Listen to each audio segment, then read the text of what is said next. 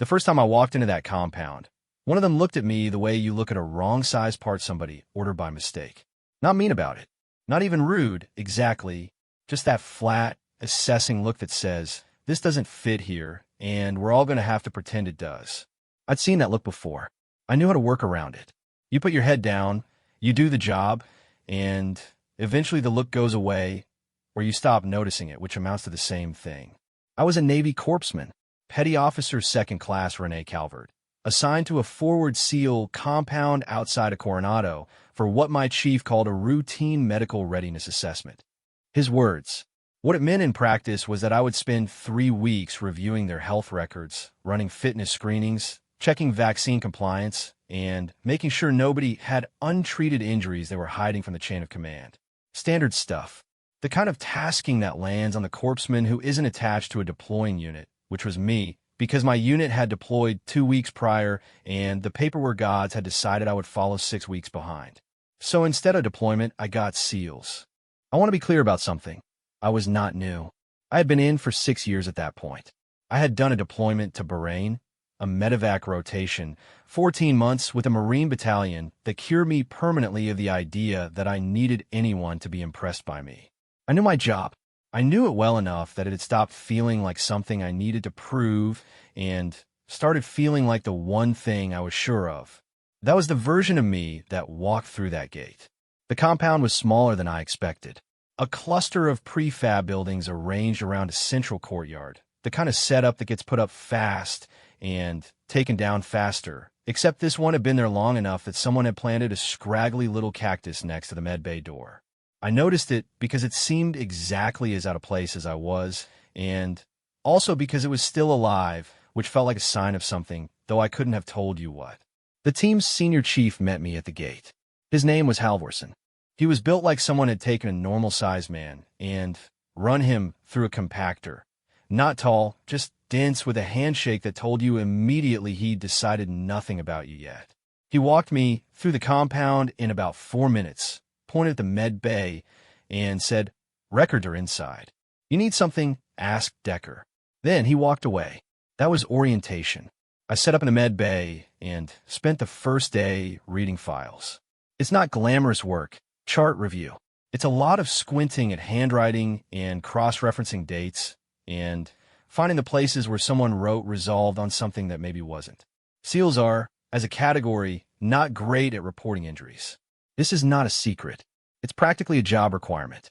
I had been told to expect gaps in the records, and I found them and I cataloged them, and I did not comment on them out loud because I was not there to make enemies. By the end of the first day, I had a list. By the end of the second day, I had started putting names to the faces I passed in the hallway. They were polite. I want to say that. Nobody was cruel to me. Nobody made comments. They were just efficient, the way people are when they've decided you don't require much engagement. I got nods. I got the occasional morning document. The food in the common area was good, which I hadn't expected, and I ate it alone in the med bay with the door open because eating alone with the door closed felt like I was hiding, and I was not going to hide. Decker found me on the third day. I had been told to ask him if I needed anything, so I had a reasonable excuse to be watching for him, which is not the same as watching for him, but the distinction gets blurry. He knocked on the med bay door frame. Actually knocked, which none of the others had bothered to do, and leaned against it with his arms crossed and said, "You Calvert?" "That's me. Halvorsen says you're reviewing records." "I am." He nodded at this like it was information he was filing away. He was tall, had that particular kind of stillness that comes from a lot of training and a lot of waiting, and he looked at you like he was actually listening instead of waiting for his turn to talk. I noticed that second, which is earlier than I usually notice things about people. "You need access to anything you haven't been able to pull up?" "Not yet," I said, "but I'll probably need to do hands-on screenings by the end of the week. Schedule permitting." He said he'd let the team know. Then he looked at the cactus on the outside of my door, which he could see through the window, and said, "That thing was here when we got here. Somebody's been watering it." "It shows," I said. He almost smiled. Not quite. He pushed off the door frame and left, and I went back to the records, and I told myself that the fact that I was noting the angle of his almost smile was purely professional observation. The hands-on screenings started Thursday. I set up a rotation, and they came through without complaint, which surprised me because I had expected the kind of passive resistance you get from men who don't think a physical from a woman in a med bay is a real physical. Instead, they were cooperative, efficient. They answered questions, they reported symptoms accurately, and when I found things, they listened. The exception was a man named Ortega, who came in on Friday, moving his left arm in a way that told me before he sat down that something was wrong with his shoulder. He sat in the chair and said his screenings were current and he was good to go, and I said, "Rotate your left arm for me." And he did, and the catch was audible. "How long?" I said. He looked at the ceiling. "Couple weeks." "You've been treating it." "Ice. Ibuprofen." I told him to follow me. We went to the supply closet because it was the only room with enough space and enough privacy, and the overhead light was a single bare bulb on an HVAC vent line that swung a little every time the system kicked on. I had him grip a shelf with his good hand, and I worked the shoulder, talking him through it, watching the bulb swing rather than his face, because his face was doing things that were more about pride than pain, and I didn't need to witness both at once. The reduction was clean. He exhaled through his nose and rolled the joint twice and said, "Huh? That means it's better," I said. "Yeah." I gave him a proper brace and a proper protocol and told him I wasn't going to note it as a new injury if he kept the follow-up appointments, which was the closest I could come to meeting him halfway. He said, "Understood." He shook my hand before he left. When I came back out, Decker was in the hallway.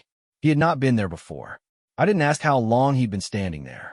He looked at me with an expression I couldn't fully read, not quite assessment, not quite approval, something between the two, and said, "Good hands, document." "Thanks," I said. I went back into med bay and finished my notes and locked up at 1800. I drove back to the BOQ where I was billeted, and I made pasta on the hot plate, and I watched a documentary about deep-sea fish, and I did not sleep until sometime after 2 in the morning. Not because of the compliment, because I couldn't remember the last time anyone had noticed. I know what it means when you start eating lunch with people you didn't used to eat with. I knew it then, too. I just told myself it was practical. The common area had better light than the med bay, the food was hot, and nobody was making me leave. That's all it was. By week 2, I'd stopped eating lunch in the med bay alone. That was the first mistake. Not because anything bad happened. That's not how these things work, usually. The first mistake is never the one that looks like a mistake at the time. It looks like Decker slid a bowl of chili toward me because there was extra and it was cold out. It looks like Ortega, who I'd fixed, started nodding at me in the hallway in a way that was different from the way the others nodded. More acknowledgement in it, less tolerance. It looks like Halvorsen saying, without turning around from the whiteboard, he was annotating, "Calvert, what's your read on altitude acclimatization timelines for personnel coming off 4 weeks of sea level work?" And me answering without hesitating, and him nodding, and going back to the whiteboard. It looks like belonging. And I had stopped believing belonging was something that happened to me. So I let myself have it. Carefully. The way you eat something you think might be too good for you. Slowly, watching for the catch. Decker was the catch. Not in a bad way. In the way that the person who sees you most clearly is always the most dangerous person in a room. It happened by degrees, the way most things do. He would come into the med bay at the end of the day on some pretext, a follow-up on Ortega's shoulder, a question about vitamin D supplementation at altitude, a bag of frozen peas he wanted me to assess for frostbite potential, which was a joke, I think, though his face didn't move when he said it. We talked, not about important things at first, about the deployment cycle, about whether the cactus was a barrel cactus or something else, about a book he was reading that he described as about a guy who builds a boat, and which I later determined was actually Moby Dick. He was reading Moby Dick and summarizing it as being about a guy who builds a boat. I told him that. He said, he builds a boat. He's obsessed with a whale. He uses the boat to pursue the whale. The boat is primary. I laughed. Not a polite laugh. A real one that came out faster than I intended. He watched it happen with the same quiet attention he gave everything else, and I felt it. That specific warmth of being found funny by someone whose opinion you have decided, without meaning to, matters to you. I wore long sleeves because I always wore long sleeves. It was habit, the same way some people check the door lock twice or some people sit with their back to walls. You do it long enough, and it stops being a decision and starts being just how you dress. It was hot out Southern California in August, but the compound's interior ran cold, and I didn't like being cold, and that was the explanation I had ready if anyone asked. Nobody asked. We did a fitness assessment rotation in the second week. Full protocol. Run times, grip strength, cardiovascular screening, the whole battery. It was 95 degrees outside, and we were on the track, and I was running the stopwatch and recording times on a clipboard that was getting damp from my hands. Standard. Routine. I've been logging my own vitals alongside theirs as a calibration check, which is a normal practice, and at some point I stopped writing and pressed 2 fingers to my inner wrist to check my own pulse rate, which meant my sleeve was pushed up, which meant I forgot. I forgot for just a second. Decker was standing 4 feet away logging his own cool-down numbers when he turned to hand me something. I don't remember what, a pen maybe or the other clipboard. And he saw. I know he saw because I saw him see it. There's a specific kind of non-reaction that is itself a reaction. He didn't flinch, didn't look away fast, didn't do the thing where people pretend they didn't see, and then the pretending is so loud it's all you can hear. He just stilled, and then his eyes moved off my wrist and up to the middle distance, and he handed me whatever he was handing me, and he said something about his split time on the last quarter mile. I pulled my sleeve down. I looked at the water bottle in the equipment bag. I read the nutrition label. Calories, sodium, potassium, percent daily value. I read it twice. I read it a third time. We finished the assessment. I logged everything. I did not look at my wrist for the rest of the day, which is the same as looking at it constantly. The scars were old. I want you to understand that. 8 years old, the oldest ones. From a period in my life that I have thought about carefully and talked about professionally and made my peace within the specific, incomplete way you make peace with the things you did when you were 22 and breaking apart and didn't have better tools. I was not in that place anymore. I had not been in that place in years. I am fine. That's not a performance. That's just the truth. But fine doesn't erase. Fine is not the same as gone. I waited for Decker to say something. I waited that evening and the next morning and through 2 more shifts, watching for the shift in how he talked to me or looked at me or handed me things. The small adjustments people make when they've recategorized you as fragile or complicated or more than they signed up for. He didn't adjust. 3 days after the track, he came into the med bay at the end of the day and said, "You're doing okay?" Just that. Not, "I saw something." Not, "Do you want to talk about it?" Not, "I'm concerned about your fitness for duty." Just a question, flat, and even the way you'd ask it if you actually wanted to know. I said, "Yeah." He nodded. He looked at the cactus through the window. He left. I sat at my desk for a while after that. He didn't believe me. I knew that. He was going to wait, the way careful people wait. Not pressuring, not withdrawing, just staying close enough that the answer could find him when I was ready to give it. And the thing about someone waiting like that is that it's the kindest possible thing and also the thing that makes you most aware of how much you've been hoping nobody would bother. The Admiral came on a Tuesday. Nobody warned me. There was no all-hands announcement, no heads up from Halvorsen, no Decker appearing in my doorway with a look that might have prepared me. I was in the med bay updating quarterly records when I heard the shift in the compound's ambient noise, the specific quiet of people straightening up without being told to, and I came to my door and saw a man in a white uniform moving through the courtyard with the kind of purposeful stillness that means authority. Rear Admiral Gerald Harwick.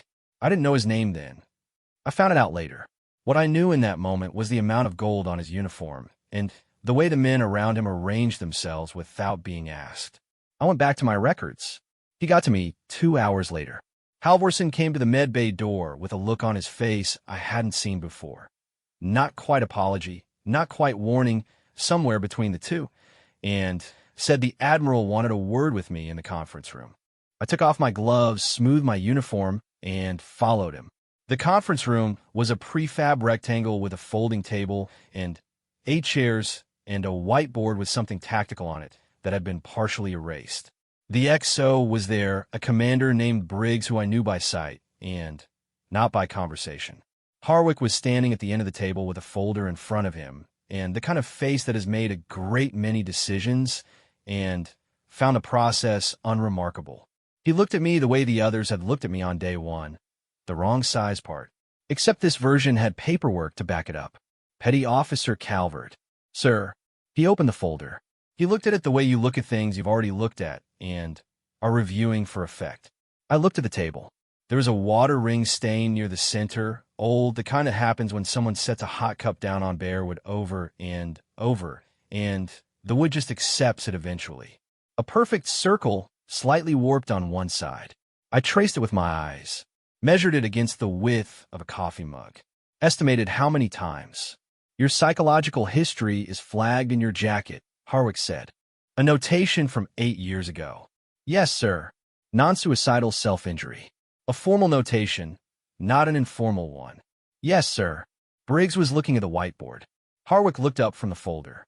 Is there any reason this team should trust a medic with your history? The room was very quiet, the kind of quiet that has weight to it. I kept my eyes on the water ring. Thought about how long it takes for something to soak into wood that far. Thought about the specific permanence of marks that were never meant to be permanent. 8 years. I had spent 8 years building in the direction of away from that notation. 6 years of service, a deployment, a medevac rotation, 14 months with Marines who would have told anyone who asked that I was the person you wanted when things went bad. I had done everything right since then.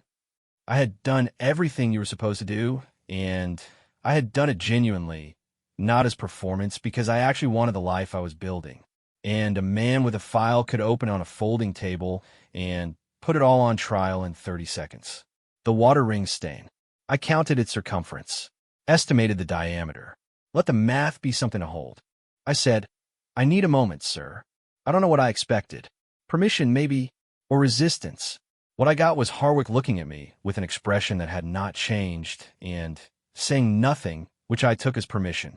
I stood up, pushed my chair back, walked to the door, not fleeing, deciding.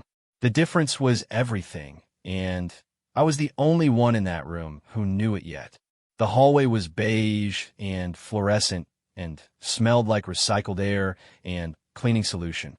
I stood in it for 4 minutes. I know because I counted not the seconds, but in my head, the way you count when you're trying to stay inside your own body. 1, 2, I can hear my boots on the floor. 3, the HVAC kicks on.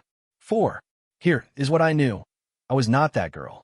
The girl in the file had been 22 years old and had not had the language for what was happening inside her, and she had done something she shouldn't have done because it was the only thing that made the noise stop.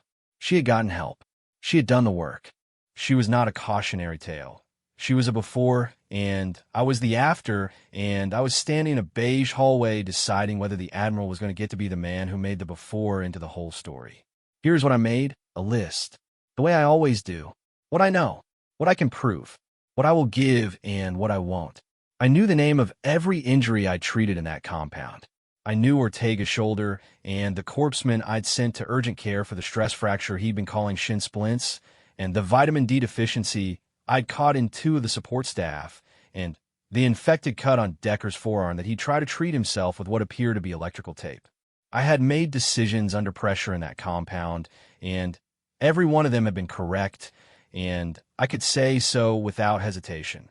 And I had been 22 years old once, and I had broken, and I had put myself back together, and that was not a disqualification. That was a credential.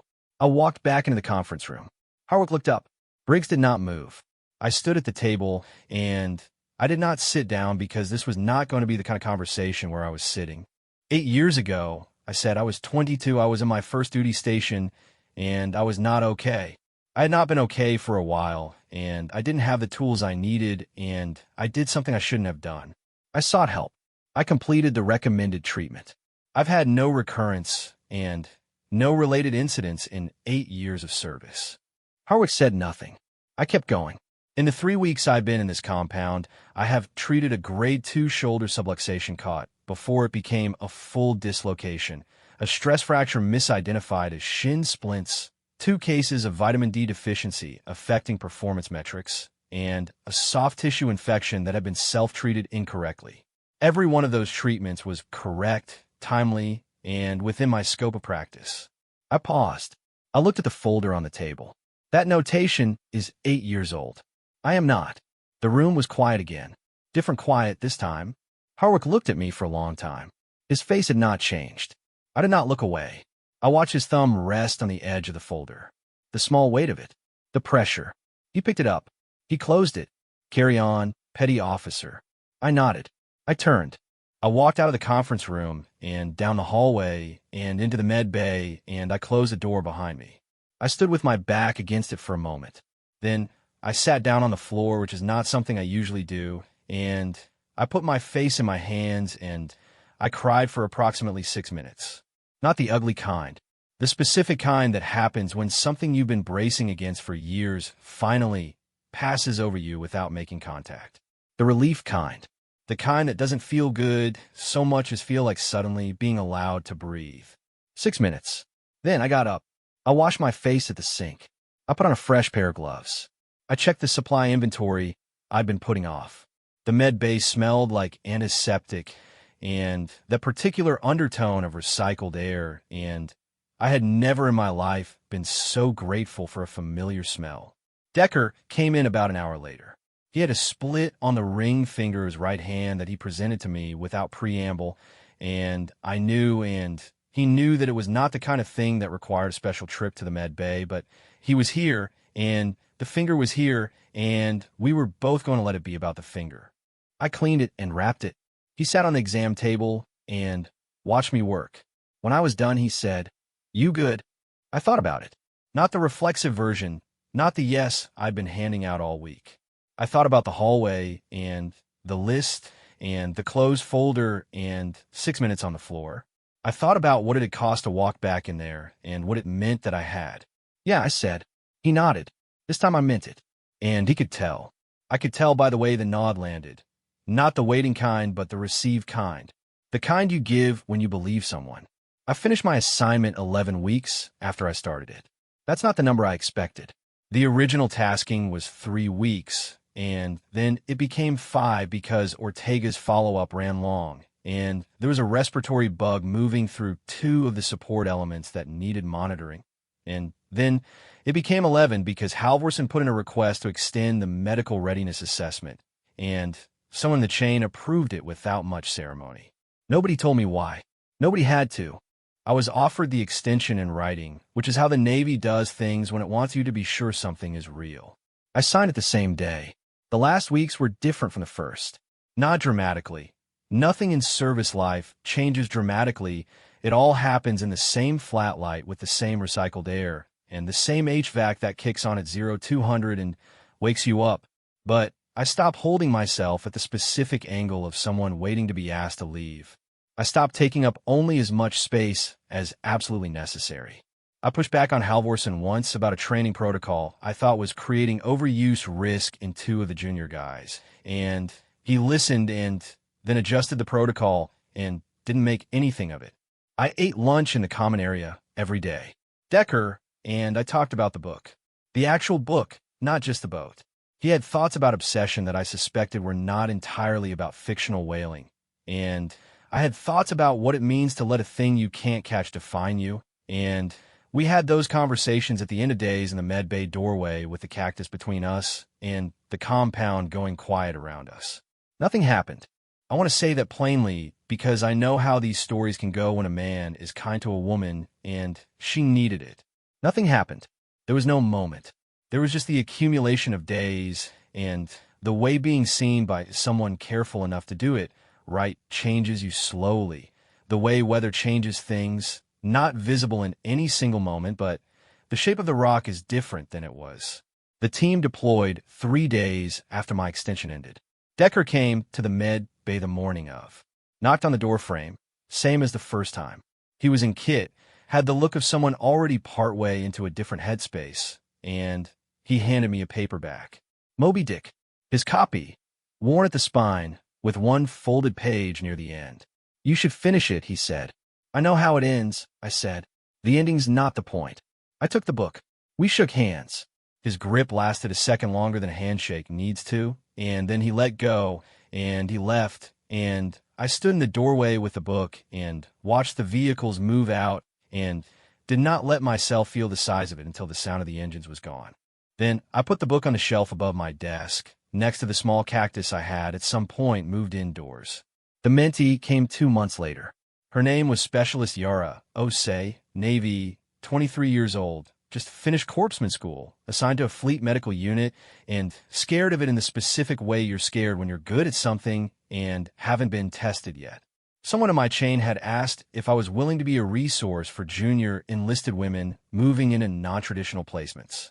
I said yes before I'd thought about it. Yara showed up to our first meeting with a notebook and a pen and a look of determination that I recognized because I had worn it myself at 23. We met for coffee, which turned into lunch, which turned into the kind of conversation that goes wide without warning. She asked good questions. She asked them straight, without decoration, the way smart people do when they've decided to trust you enough to actually ask. She asked about tactical medicine, about working in high-stress units, about what it was like to be the only woman in a compound. And then, about an hour in, she said, "Can I ask you something personal?" I said, "Go ahead." She looked at my wrists. Not pointedly, not cruelly, just a small, careful look of someone who has noticed and decided to ask instead of pretend. She asked, "Does it still bother you?" I thought about it. Not the reflex, the real version. I thought about the supply closet and the bare bulb and the conference room and the water ring stain and 6 minutes on the floor. I thought about a file that never closes. I thought about Decker handing me a water bottle and looking at the wall. I thought about what it cost to walk back into that room and what I found out about myself when I did. I reached across the table and straightened her ID badge, which had been crooked on its lanyard the whole time we'd been sitting there. Did it without thinking, the way you do for someone you've already decided to keep. "Not the way it used to," I said. She wrote it in her notebook. I don't know why. Maybe because it sounded like something worth keeping. Maybe because she needed to hear that the things you carry can change weight over time, if you carry them right. The file doesn't close. That's the part nobody tells you. There is no procedure for expunging the truth from your own history. No form you can fill out that makes the before disappear. You carry it. You carry it through the gate of a compound where nobody wanted you, and through a conference room where a man with authority tries to make it the whole story, and through a hallway where you stand for 4 minutes deciding what you're willing to give. You carry it until it isn't the heaviest thing you have anymore. That's the only ending there is. It's not a clean one, but I've stopped needing clean. The file doesn't close. You just learn to carry it different. A woman in her early 30s in Navy Corpsman Utilities stands just inside a chain-link compound gate in Southern California, duffel bag at her feet, expression composed and unreadable. A cluster of prefab military buildings fills the background, flat desert light, late morning. A muscular man in tactical gear gives her a flat assessing look from across the courtyard, the look of a wrong size part. Realistic photograph style, cinematic lighting, contemporary American setting. A Navy corpsman woman walks through a sparse military compound, carrying a clipboard, taking in a layout with measured professional attention. Prefab buildings, a gravel courtyard, high perimeter fencing, brutal Southern California sunlight. Her posture is straight, purposeful, self-contained. Realistic photograph style, cinematic lighting, contemporary American setting. Clothes on a small, scraggly barrel cactus planted beside a plain gray door in a military compound. Afternoon light, sand, and gravel at its base. The cactus is alive but barely stubborn, surviving. The door behind it bears a hand-lettered sign reading MED Bay. Realistic photograph style, cinematic lighting, contemporary American setting. A compact, blonde military man in a Navy senior chief uniform stands in a compound courtyard shaking hands with a female corpsman, his expression professionally neutral, eyes assessing. The handshake is brief and businesslike. Behind them, other men in tactical gear move in the background. Realistic photograph style, cinematic lighting, contemporary American setting. The interior of a small military med bay, fluorescent light, metal shelving, a single exam table with paper sheeting, a desk covered in open folders.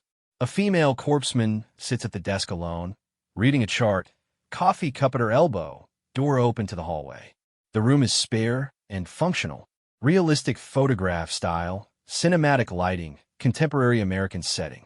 A female Navy corpsman sits at a cluttered desk in a small med bay, squinting at a manila folder, making notes in pen. The stack of charts beside her is tall. The door behind her is open, and through it we can see the hallway of a prefab military building. Late afternoon light. Realistic photograph style, cinematic lighting, contemporary American setting. Close on a mess of handwritten medical charts spread across a desk. Dates circled, notes in margins, gaps in the record visible. A woman's hand holds a pen, marking something. The paper is military issue, slightly worn. Realistic photograph style, cinematic lighting, contemporary American setting. A female corpsman carries her lunch tray alone to the med bay, door open, sitting at her desk rather than in the common area visible through the window. The common area is populated with large men in PT gear talking and eating. She eats alone with purpose, not sadness. Realistic photograph style, cinematic lighting, contemporary American setting. A tall, broad-shouldered man in Navy tactical training gear appears in a med bay doorway, one hand on the door frame, posture relaxed but attentive. He looks at the woman at the desk without crowding the room. His expression is neutral, listening. Morning light, realistic photograph style, cinematic lighting, contemporary American setting. A female corpsman and a large man in military PT gear stand on opposite sides of a med bay desk, having a brief professional conversation. She has a clipboard. He has his arms loosely crossed. The exchange is businesslike. Both are standing. Realistic photograph style, cinematic lighting, contemporary American setting. Close on a small barrel cactus visible through a med bay window. Afternoon sunlight cutting across it. The window frame is plain metal. Through the glass, the cactus looks stubborn and unlikely. Realistic photograph style, cinematic lighting, contemporary American setting. A row of large men in military PT gear sitting on a bench in a med bay hallway, waiting to be called in one at a time. They are relaxed, arms resting on knees, looking at phones or the floor. A female corpsman can be seen through the open doorway preparing equipment. Realistic photograph style, cinematic lighting, contemporary American setting. A female corpsman conducts a shoulder mobility assessment on a seated military man in a small exam room. She is standing behind him, hands on his shoulder, expression professionally focused. He is stoic, chin up. Medical posters on the wall, fluorescent light. Realistic photograph style, cinematic lighting, contemporary American setting. A muscular man in tactical training gear walks down a military compound hallway, favoring his left arm slightly. Not dramatically, just enough for a trained eye to catch. He doesn't look like he thinks anyone is watching. Midday light through a narrow window. Realistic photograph style, cinematic lighting, contemporary American setting. A female corpsman stands in a compound hallway watching a man walk away. Her expression professionally neutral but alert. She has clocked something. One hand holds a clipboard, the other hangs at her side. Realistic photograph style, cinematic lighting, contemporary American setting. Interior of a small military supply closet. Metal shelving stacked with boxes and equipment. A single bare bulb hanging from the ceiling on the HVAC duct, swinging faintly. The light throws soft, moving shadows. The space is tight and utilitarian. Realistic photograph style, cinematic lighting, contemporary American setting. A female corpsman works on a seated man's left shoulder in a tight supply closet. He grips a metal shelf with his good hand and bites down on a folded rag. She works with focused precision, her eyes on the joint. The bare bulb above swings slightly. Realistic photograph style, cinematic lighting, contemporary American setting. Close on a single bare light bulb hanging from an HVAC line in a utility closet, swinging gently. The motion is small and rhythmic. The light it casts shifts in a slow pendulum. Realistic photograph style, cinematic lighting, contemporary American setting. A man rotates his shoulder experimentally, expression moving from braced pain to quiet surprise. He is in a supply closet, sleeve rolled up, a woman corpseman watching. He says something. She's applying a brace. Realistic photograph style, cinematic lighting, contemporary American setting. A man in military tactical gear holds out his hand to a female corpseman in a supply closet doorway. She shakes it briefly, professionally. His expression carries something that isn't quite gratitude, but is close. Realistic photograph style, cinematic lighting, contemporary American setting. A tall man in PT gear stands in a military compound hallway, watching a female corpseman walk back to the med bay. His expression is quiet and attentive, not admiring, not flirtatious, something more considered. Hallway fluorescent light. Realistic photograph style, cinematic lighting, contemporary American setting. A female corpseman sits at her desk in a small med bay at the end of the day, making notes. The room is quiet and dimly lit. Her expression is contained. She is not sad. She is processing something privately. Realistic photograph style, cinematic lighting, contemporary American setting. A woman sits alone on a motel-style bed in BOQ quarters at night, eating pasta from a bowl on a small TV tray. A laptop open to a nature documentary. The room is plain and institutional. The overhead light is on, but the bedside lamp is off. Her face is quiet. Somewhere else. Realistic photograph style, cinematic lighting, contemporary American setting. A woman lies in a BOQ bunk in the dark, eyes open, staring at the ceiling. The room is dark except for the light under the door. She is not distressed. She is awake and thinking. Clock on the nightstand reads after 2 a.m. Realistic photograph style, cinematic lighting, contemporary American setting. A military compound common area at lunchtime, long tables, men in PT gear eating and talking, the ambient noise of a working unit. A female corpseman enters carrying a tray, finds a spot at the end of table. Not welcomed, not turned away. She sits. Realistic photograph style, cinematic lighting, contemporary American setting. A large man in Navy PT gear slides a bowl of chili across a table toward a female corpseman without ceremony. She looks at it. He is already looking at his own food. The gesture is matter-of-fact. Warm light from overhead fixtures. Realistic photograph style, cinematic lighting, contemporary American setting. A military compound hallway. A man in tactical gear nods at a female corpseman passing in the opposite direction. A nod with more acknowledgement in it than before. She returns it. The exchange is brief. Realistic photograph style, cinematic lighting, contemporary American setting. A senior enlisted man at a whiteboard in a military conference room, marker in hand, speaks to a small group without turning around. He addresses a question to a woman in corpseman blues standing near the doorway. She answers. He nods, returns to the board. Realistic photograph style, cinematic lighting, contemporary American setting. A female corpseman sits at the end of a long common area table, eating with a group of large military men. She is not centered. She is at the edge, but she is present, and the space around her has loosened. Conversation at the table is general. Realistic photograph style, cinematic lighting, contemporary American setting. A man in Navy tactical gear leans in the med bay doorway at end of day, one arm on the frame, posture easy. A female corpseman is at her desk. They are talking, not about anything urgent. The compound outside is going quiet. Afternoon light. Realistic photograph style, cinematic lighting, contemporary American setting. A man holds a battered paperback book, spine worn, cover creased. He describes it to a woman across a desk. His expression is serious. She is visibly amused. The book is identifiable as Moby Dick, but the man's description does not match. Realistic photograph style, cinematic lighting, contemporary American setting. A female corpseman laughs at something. A real laugh, unguarded, faster than she meant. The man across from her watches it happen with quiet attention. Med bay. End of day. The lamp on the desk, making everything warmer than the fluorescence.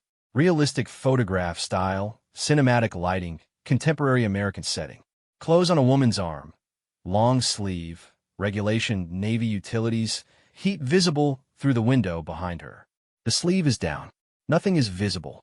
The heat outside is clear from the quality of the light. Realistic photograph style, cinematic lighting, contemporary American setting. A group of military men and one female corpsman run laps on an outdoor track at a military compound. Southern California, August, heat shimmer on the asphalt. The woman runs efficiently. She wears long sleeves. No one is looking at her sleeves. Realistic photograph style, cinematic lighting, contemporary American setting. A female corpsman stands at a folding table on a military track, stopwatch in one hand, clipboard in the other. Her face is focused. She is recording numbers. Around her, large men in PT gear do cool-down stretches or check their own times. Realistic photograph style, cinematic lighting, contemporary American setting. A woman in Navy utilities presses 2 fingers to her inner wrist to check her pulse while standing at an equipment table. She has pushed up her sleeve and is focused on a count. She has forgotten, for a moment, that she is not alone. Realistic photograph style, cinematic lighting, contemporary American setting. Clothes on a woman's inner forearm. Pale lines of old scarring visible in the bright outdoor light. The kind of marks that are years old and faded but present. The sleeve is pushed up. The moment is accidental. Realistic photograph style, cinematic lighting, contemporary American setting. A man in PT gear turns to hand something to a woman at a table, and for a half-second his eyes are on her inner wrist. His expression does not change. He is already looking somewhere else. The moment passes in under 2 seconds. Realistic photograph style, cinematic lighting, contemporary American setting. A man in PT gear holds out a water bottle to a female corpsman, matter of fact, not making anything of it. She takes it. He looks at the middle distance. The track is behind them. Realistic photograph style, cinematic lighting, contemporary American setting. Clothes on a water bottle label, nutrition facts, sodium, potassium, percent daily value. A woman's fingers hold the bottle.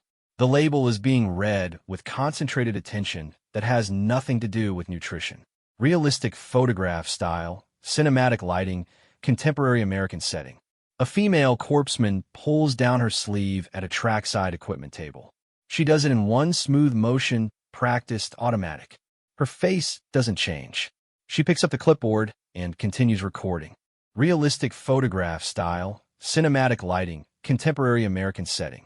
A female corpsman and several military men wrap up a fitness assessment on an outdoor track.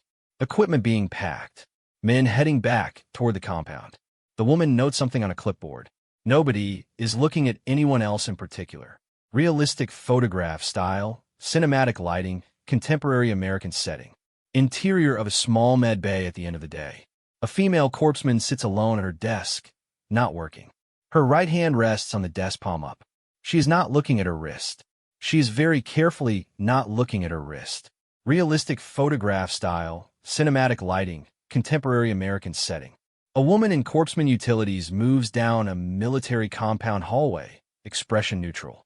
She passes the same hall she passes every day. She does not look different. She feels different. Realistic photograph style, cinematic lighting, contemporary American setting. A man in tactical gear comes into a med bay for a follow-up. There is no dramatic reason for the visit. He sits on the edge of the exam table with an ease that was not there 3 weeks ago. She wraps the tape. They talk about nothing in particular. Realistic photograph style, cinematic lighting, contemporary American setting. A female corpsman sits on the edge of her desk after the last person of the day has left, looking at the window. The cactus is visible on the other side of the glass. The compound outside is going dark. She is still in the way of someone waiting for something to land. Realistic photograph style, cinematic lighting, contemporary American setting. A man in military PT gear stands in a med bay doorway at end of day. He says something short, a question, for words or fewer. The woman at the desk looks up at him. Neither speaks for a moment. Realistic photograph style, cinematic lighting, contemporary American setting. A female corpsman responds to a question with one word. Her expression is careful, automatic. The man in the doorway nods. He does not believe her, and she knows it. The silence between the nod and the departure is its own thing. Realistic photograph style, cinematic lighting, contemporary American setting. A man leaves a med bay doorway and walks down the compound hallway. The female corpsman stays at her desk, watching the space where he was. The corridor is empty and fluorescent. She is sitting with something she is not ready to name. Realistic photograph style, cinematic lighting, contemporary American setting. Early morning at a military compound. Unusual activity, vehicles arriving, men in dress uniform moving with purpose. The compound's ambient noise is different, attentive. A female corpsman at her med bay window notices the change. Realistic photograph style, cinematic lighting, contemporary American setting. A senior officer in navy dress whites moves through a military compound courtyard with two aides. His posture and uniform indicate flag rank. The men in his path adjust themselves without being told. Sunlight mid-morning. Realistic photograph style, cinematic lighting, contemporary American setting. A female corpsman stands at her med bay doorway, watching the activity in the courtyard. Her expression is alert, reading the room. The admiral's white uniform is visible in the background. She turns and goes back to her desk. Realistic photograph style, cinematic lighting, contemporary American setting. A senior chief in navy working uniform appears in a med bay doorway. His face carries a look somewhere between warning and apology. He says something brief. The woman at the desk looks up, sets down her pen, begins to stand. Realistic photograph style, cinematic lighting, contemporary American setting. A female corpsman smooths her uniform in a small mirror affixed to the medbay wall. The motion is habitual, professional. Her face is composed. This is the face she shows when she needs to be ready. Realistic photograph style, cinematic lighting, contemporary American setting. A prefab military conference room, folding table, 8 chairs, a whiteboard with partially erased tactical diagrams. Fluorescent light. A rear admiral in dress whites stands at the end of the table. A commander in working uniform stands to one side. A folder is open on the table. Realistic photograph style, cinematic lighting, contemporary American setting. A rear admiral in navy dress whites stands at the end of a conference room table, looking at a folder. His face is that of a man who has made many decisions and found the process unremarkable. Beside him, a commander looks at the whiteboard. Realistic photograph style, cinematic lighting, contemporary American setting. A female corpsman stands in a military conference room, facing a rear admiral across a folding table. She is at attention, but not rigid. His expression is neutral and assessing. A folder lies open between them. Realistic photograph style, cinematic lighting, contemporary American setting. Clothes on a water ring stain on a wooden conference table. Old, perfect circle, slightly warped on one edge. The wood around it is scuffed and marked from use. The stain is the kind that doesn't come out. Realistic photograph style, cinematic lighting, contemporary American setting. A female corpsman stands in a conference room with her eyes on the table. In the foreground, the water ring stain. In the background, slightly out of focus, the admiral with the folder. The room is very quiet. Realistic photograph style, cinematic lighting, contemporary American setting. Close on a rear admiral's face in profile as he reads a notation in a folder. His expression does not change. He has asked a question and is waiting for the answer. Realistic photograph style, cinematic lighting, contemporary American setting. A female corpsman in a military conference room. Eyes on the water ring stain on the table in front of her. Her hands are at her sides. Her expression is doing the work of composure. The room around her is quiet and fluorescent. Realistic photograph style, cinematic lighting, contemporary American setting. A female corpsman pushes back her chair at a conference room table and stands. The admiral across the table watches her. The commander looks at the whiteboard. She says something short. She is not fleeing. She walks to the door. Realistic photograph style, cinematic lighting, contemporary American setting. A woman stands alone in a beige military hallway under fluorescent lights. She is not moving. Her eyes are forward. The hallway is empty in both directions.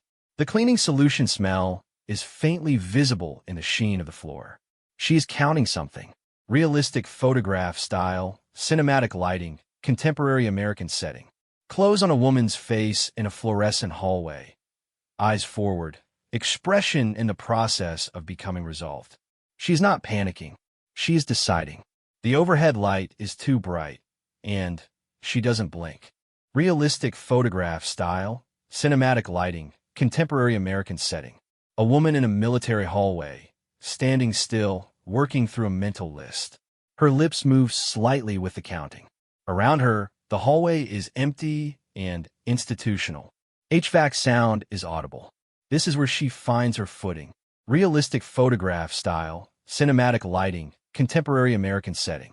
A female corpsman turns and walks back down a military hallway toward a conference room door. Her stride is even. Her chin is level. She is not the same woman who walked out of the room 2 minutes ago. Realistic photograph style, cinematic lighting, contemporary American setting. A female corpsman re-enters a military conference room. She does not sit. She stands at the table and faces the admiral. Her hands are at her sides. She has something to say, and she's going to say it. Realistic photograph style, cinematic lighting, contemporary American setting. A female corpsman speaks directly to a rear admiral in a conference room. She is standing. He is still. She is not apologizing. Her voice is even. The commander beside him has stopped looking at the whiteboard. Realistic photograph style, cinematic lighting, contemporary American setting. A rear admiral in dress whites listens to a female corpsman speak in a conference room. His expression has not changed, but something in his stillness is different. The quality of someone who is actually listening. The folder is still open in front of him. Realistic photograph style, cinematic lighting, contemporary American setting. A female corpsman finishes speaking. She stands at the conference table looking at the admiral. The room is silent. Nothing is moving. The moment hangs. Realistic photograph style, cinematic lighting, contemporary American setting. Close on a rear admiral's hand on a closed folder. His thumb rests on the edge. He picks it up. He closes it. The motion is deliberate and unhurried. Realistic photograph style, cinematic lighting, contemporary American setting. A female corpsman nods once to a rear admiral. It is a professional nod. He has said something short.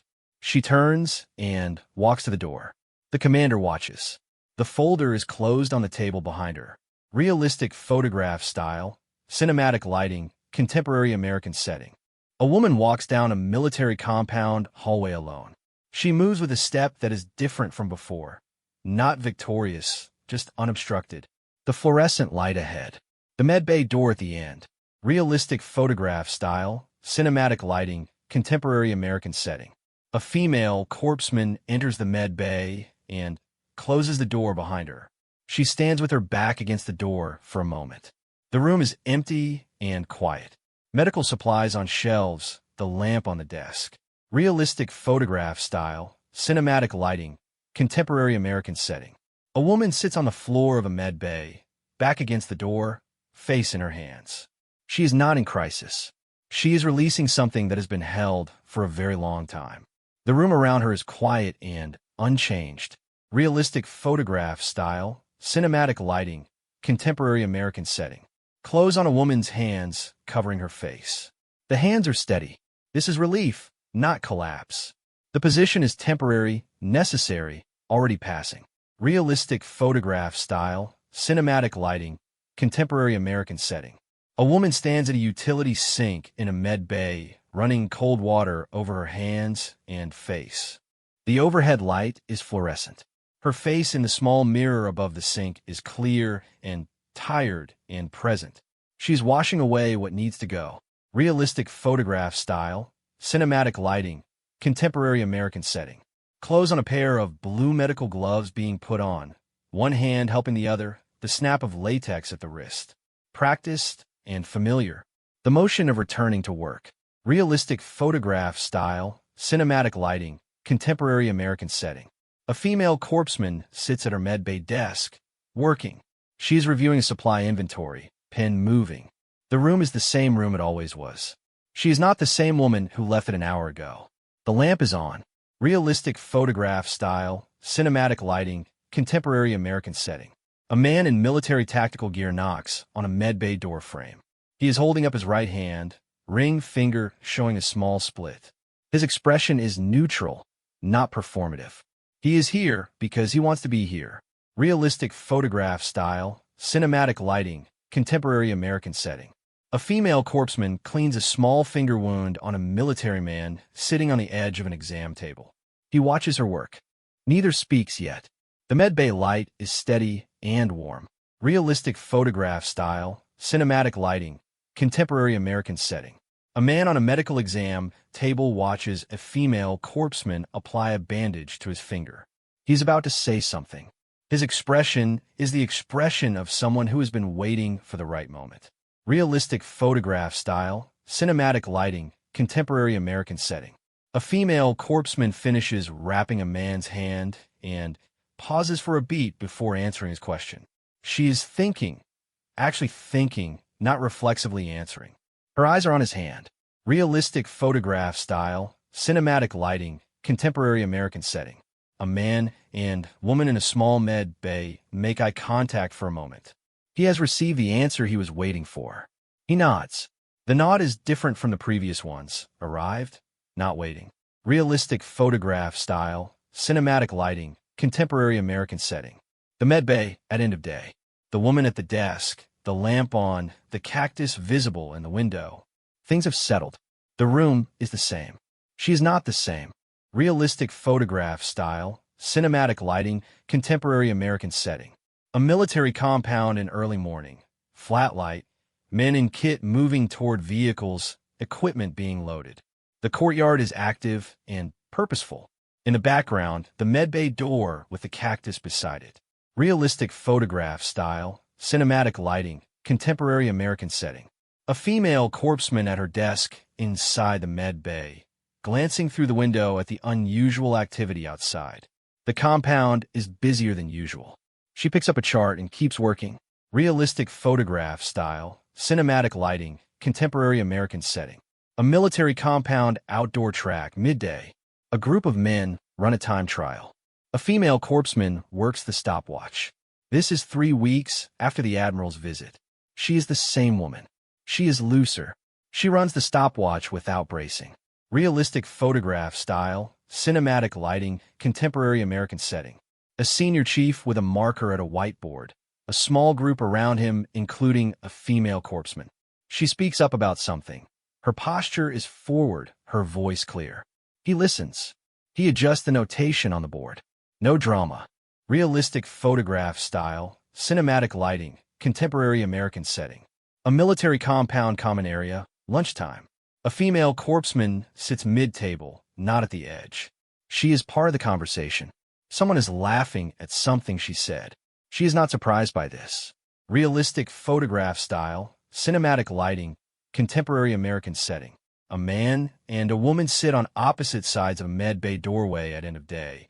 A small cactus between them and the compound going quiet. They're talking about a book. This is a thing they do now.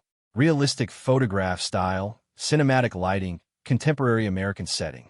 Close on a battered paperback copy of Moby Dick, spine creased, cover worn, one page folded near the end. The book is held by a man's hand. Afternoon light on the cover. Realistic photograph style, cinematic lighting, contemporary American setting. A man and a woman in a military compound, end of day conversation at the medbay doorway. She is making a point about the book. He is listening with the particular attention of someone who has already considered this and wants to hear her version. Realistic photograph style, cinematic lighting, contemporary American setting. A military compound at first light. Vehicles in the lot, gear stacked, the particular energy of a unit preparing to move out. The medbay door is closed. The cactus is still there. Realistic photograph style, cinematic lighting, contemporary American setting. A man in full deployment kit stands in a medbay doorway. He holds a battered paperback. He is handing it to the woman at the desk. His expression is the expression of someone partway gone. Realistic photograph style, cinematic lighting, contemporary American setting. A female corpsman takes a paperback book from a man's hand. Their fingers are close. She looks at the book. He looks at her. The moment is simple and complete. realistic photograph style, cinematic lighting, contemporary American setting. A man and a woman shake hands in a med bay. The handshake lasts a beat too long. Neither acknowledges this. His kid is on his back. Realistic photograph style, cinematic lighting, contemporary American setting. A female corpsman stands in a med bay doorway, watching a convoy of military vehicles move out of the compound. She holds a paperback book. The sound of the engines is fading. Her expression is still. Realistic photograph style, cinematic lighting, contemporary American setting. Clothes on a small cactus on a med bay desk. Recently moved from outside to inside, sitting in a basic ceramic pot beside a paperback book. Warm desk lamp light. Ordinary. Present. Realistic photograph style, cinematic lighting, contemporary American setting. A female corpsman sits at her desk with a book open in front of her and the cactus beside it. She is reading. She is in her own space in a way that is new, not defended, just inhabited. Realistic photograph style, cinematic lighting, contemporary American setting. A woman in Navy uniform walks through a new duty station, larger, busier than the compound, a full fleet facility. She moves with the practiced efficiency of someone who belongs where she is. No hositashchen. Realistic photograph style, cinematic lighting, contemporary American setting. An administrative notice on a bulletin board, official Navy letterhead, something about assignment extensions. Close enough to read that it's formal, not close enough to read the specifics. A woman's hand reaches up and takes it. Realistic photograph style, cinematic lighting, contemporary American setting. A female corpsman at a desk signs a document. She signs it without hesitation. The motion is definitive. Morning light. Realistic photograph style, cinematic lighting, contemporary American setting. A female corpsman in a mess hall or cafeteria eats lunch at a table with two other women in uniform. She is mid-conversation. The dynamic is easy. This is after. Realistic photograph style, cinematic lighting, contemporary American setting. A young woman in Navy corpsman blues, early 20s, sits across from an older female corpsman in a coffee shop near base. She has a notebook open and a pen ready. She's here to learn something. Realistic photograph style, cinematic lighting, contemporary American setting. A young female sailor, early 20s, in Navy utilities, sits at a table with a notebook and pen. Her expression is eager and slightly nervous, the look of someone good at something they haven't proven yet. Coffee cup beside her. Realistic photograph style, cinematic lighting, contemporary American setting. Two women in Navy uniforms sit across from each other in a base coffee shop. One in her early 20s, one in her early 30s. The younger one is asking a question. The older one is answering it directly, without performance. Realistic photograph style, cinematic lighting, contemporary American setting. A female corpsman talks to a young woman across a coffee shop table. Hands open on the table, expression honest and direct. She is not performing expertise. She is telling the truth about something. The young woman listens. Realistic photograph style, cinematic lighting, contemporary American setting. A young female sailor looks down at her notebook, then back up at the older corpsman across from her. She has decided to ask something harder. She takes a breath. Realistic photograph style, cinematic lighting, contemporary American setting. Close on a young woman's face as she asks a personal question, quietly, not cruelly. Her eyes are direct. Her expression is careful. She has noticed something and decided to ask instead of pretend. Realistic photograph style, cinematic lighting, contemporary American setting. A female corpsman across a coffee table from a young woman, absorbing the question. Her expression is not flinching, not performing calm. She is actually thinking. The pause is real. Realistic photograph style, cinematic lighting, contemporary American setting. A female corpsman reaches across a coffee table and straightens a young woman's ID badge on its lanyard. She does it without thinking. The instinctive gesture of someone who has decided this person is worth looking after. The young woman notices. Realistic photograph style, cinematic lighting, contemporary American setting. Clothes on an ID badge being straightened on a lanyard, A woman's fingers adjusting it with the casual ease of care. The lanyard has a Navy emblem. Realistic photograph style, cinematic lighting, contemporary American setting. Two women in Navy uniforms in a coffee shop. The older one has just answered something. The younger one is writing it down in her notebook. Neither speaks for a moment. The room around them is the ordinary noise of a base coffee shop. Realistic photograph style, cinematic lighting, contemporary American setting. A female corpsman looks out the window of a base coffee shop, coffee cup in hand. She has just said something true. The younger woman across from her is writing. Outside the window, the base moves. Ordinary life continuing. Realistic photograph style, cinematic lighting, contemporary American setting. Close on a notebook page with a single line written on it in a young woman's handwriting. The words are, "Not the way it used to." Pen resting on the page. Realistic photograph style, cinematic lighting, contemporary American setting. A female corpsman in Navy utilities walks across a base parking lot in early morning light toward a medical facility. She carries a bag over one shoulder, coffee in one hand, a paperback in the other. She's going to work. The morning is ordinary. She is fine. Realistic photograph style, cinematic lighting, contemporary American setting. The exterior of a military medical bay at dawn. Just the door, the cactus beside it in its pot, morning light at a low angle. The compound is quiet. The day hasn't started yet. Realistic photograph style, cinematic lighting, contemporary American setting.